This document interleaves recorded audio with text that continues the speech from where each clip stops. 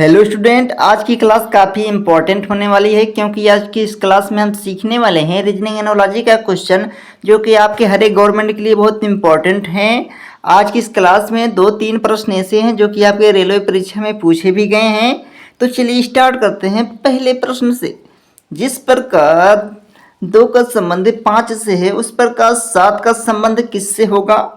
बहुत लोगों के मन में आ रहा होगा अगर हम 2 में 3 जोड़ दें तो 5 हो जाएगा, बिल्कुल सही। उसी प्रकार 7 में अगर हम 3 जोड़ दें तो 10 हो जाएगा, बिल्कुल सही। लेकिन 10 गलत होगा। इस तरीके से क्वेश्चन हल नहीं होगा। मैं बताता हूँ आपको किस तरीके से हल होगा। सबसे पहले प्राइम नंबर जान लीजिए।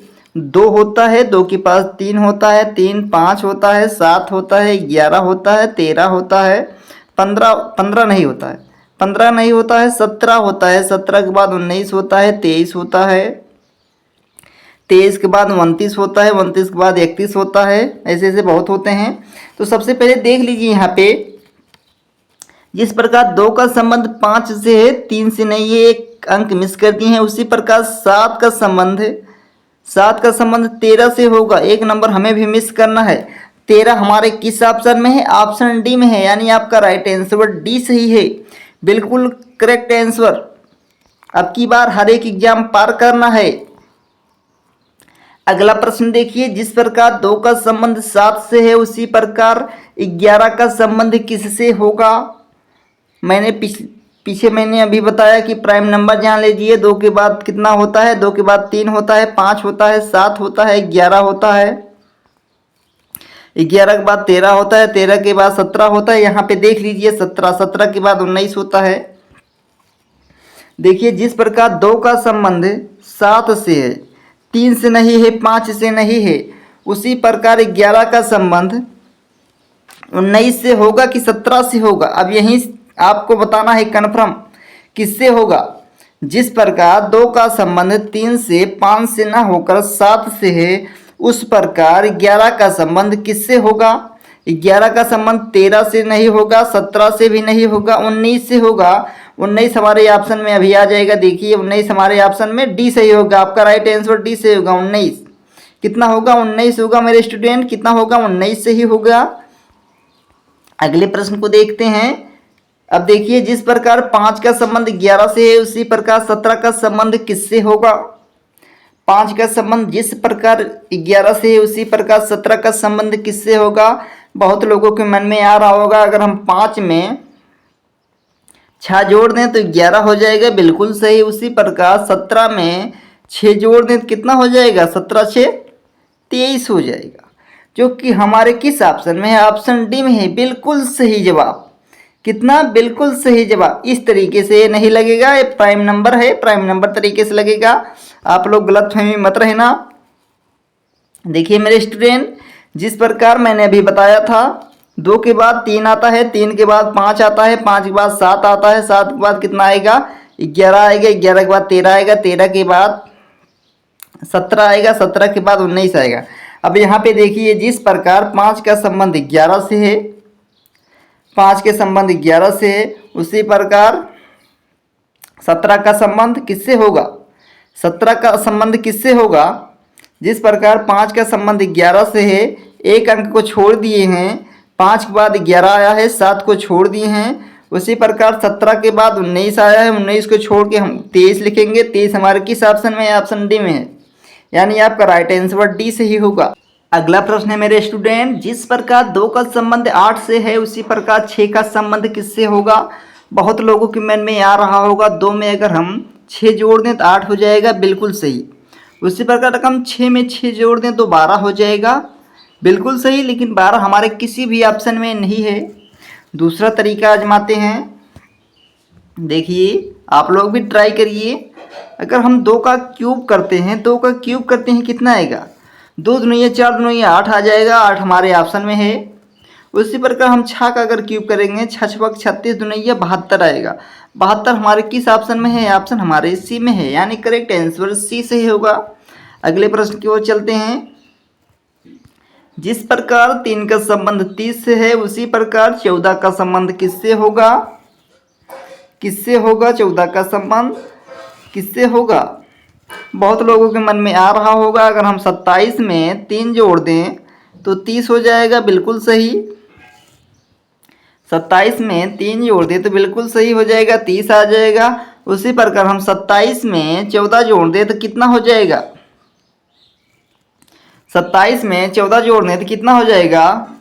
7 4 11 की 1, 1 2 3 1 4 हो जाएगा, 41 हो जाएगा। 41 हमारे किसी भी ऑप्शन में नहीं है, यानी ये तरीका गलत है। दूसरे तरीका से हम देखते हैं। देखिए 3 का गुणा अगर हम 10 बार कर दें तो 30 आ जाएगा, बिल्कुल सही। उसी प्रकार हम 14 का गुणा 10 बार कर दें तो 140 आ जाएगा, बिल्कुल सही। 140 हमारे किस ऑप्शन में है? ऑप्शन डी में है, यानी आपका राइट आंसर डी सही होगा। अगले प्रश्न की ओर चलते हैं। देखिए आरआरबी ग्रुप डी 2019 में पूछा भी गया था।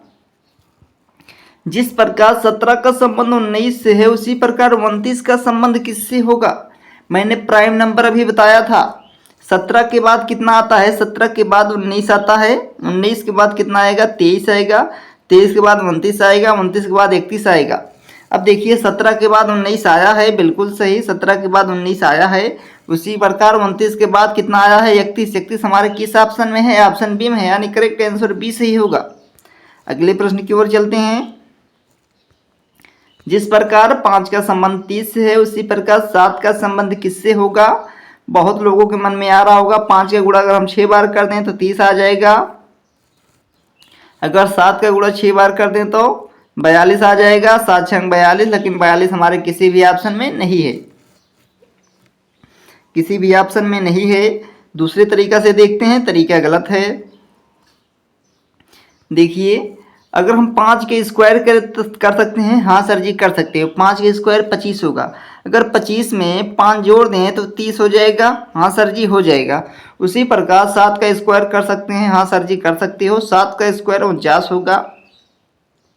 49 में अगर हम 5 जोड़ दें तो 54 आ जाएगा, हाँ सर जी आ जाएगा। 54 हमारे किस ऑप्शन में? ऑप्शन डी में करेक्ट आंसर होगा। अगले प्रश्न की ओर चलते हैं। जिस प्रकार 13 के संबंध 38 से, उसी प्रकार 17 का संबंध किससे होगा? अब देखिए बहुत लोगों के मन में आ रहा होगा, फटाफट आप लोग हल करके कमेंट करिए। बहुत लोगों के मन में आ रहा होगा हम 13 में इतना क्या जोड़ दें कि 38 आ जाएगा। बहुत लोगों के मन में आ रहा होगा।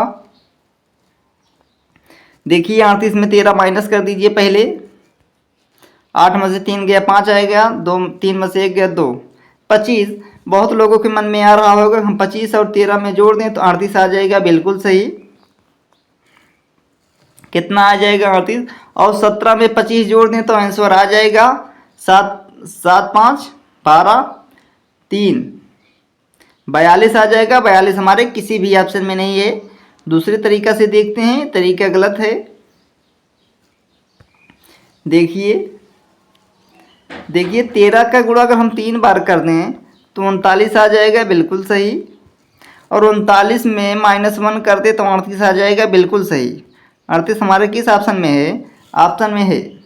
अब 17 का देखिए, 17 का अगर गुणा हम 3 बार कर दें, 17 3 51, 17 3 51, 51 में -1 कर दें तो कितना आएगा?